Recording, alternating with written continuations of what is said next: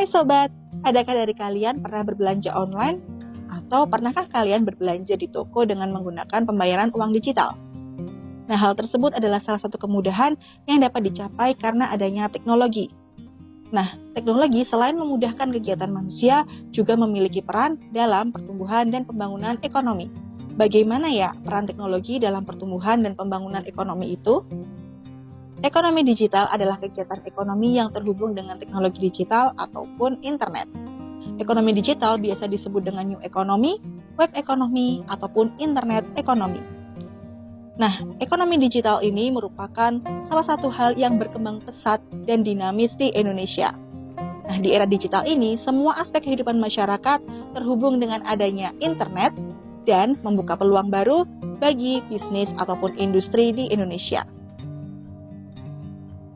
Indonesia memiliki potensi besar untuk menjadi pemain utama dalam ekonomi digital di kawasan Asia Tenggara.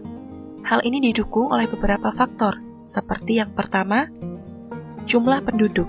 Indonesia memiliki populasi terbesar keempat di dunia dengan lebih dari 270 juta jiwa. Yang kedua, kelas menengah. Kelas menengah di Indonesia terus berkembang dengan daya beli yang semakin tinggi. Yang ketiga, penetrasi internet. Penetrasi internet di Indonesia terus meningkat, dengan lebih dari 200 juta pengguna internet saat ini. Yang keempat, pemerintah yang mendukung. Pemerintah Indonesia telah menunjukkan komitmennya untuk mengembangkan ekonomi digital dengan meluncurkan berbagai kebijakan dan program yang mendukung. Peluang di ekonomi digital. Ekonomi digital membuka berbagai peluang baru bagi berbagai sektor, antara lain yang pertama e-commerce. Transaksi e-commerce di Indonesia diprediksi akan terus meningkat dalam beberapa tahun ke depan. Yang kedua, fintech.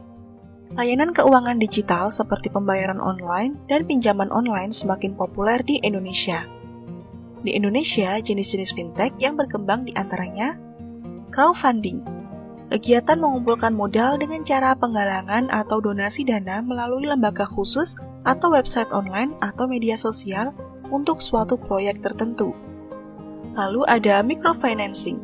Layanan microfinancing hadir untuk memberikan bantuan modal bagi masyarakat atau pengusaha mikro yang membutuhkan.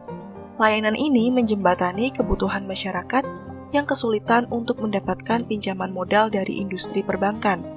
Dengan regulasi yang lebih mudah, perusahaan microfinancing akan menghubungkan pengusaha mikro dengan pemilik modal secara digital atau online. Lalu ada peer-to-peer lending, yaitu layanan pinjam-meminjam dana bagi individu atau usaha yang membutuhkan dana dalam rangka memenuhi kebutuhannya. Peluang yang ketiga yaitu pendidikan online. Pendidikan online menjadi alternatif yang semakin diminati oleh masyarakat. Yang keempat, pariwisata digital. Promosi pariwisata melalui platform digital dapat menarik lebih banyak wisatawan ke Indonesia.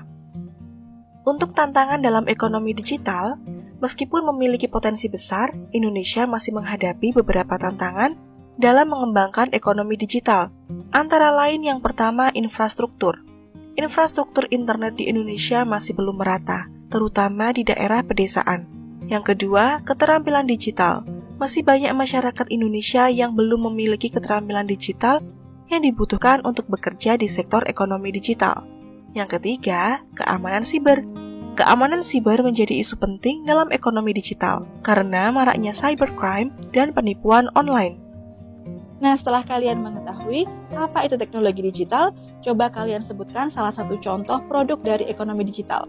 Kemudian, apa dampak positifnya dan yang kalian dapatkan dari adanya produk tersebut. Selain itu, coba analisis apa dampak negatif dan kelemahan dari produk ekonomi digital yang kalian sebutkan. Kalian bisa analisis hal tersebut bersama dengan teman kalian. Kalian juga bisa tulis di kolom komentar ini ya. Terima kasih dan sampai jumpa.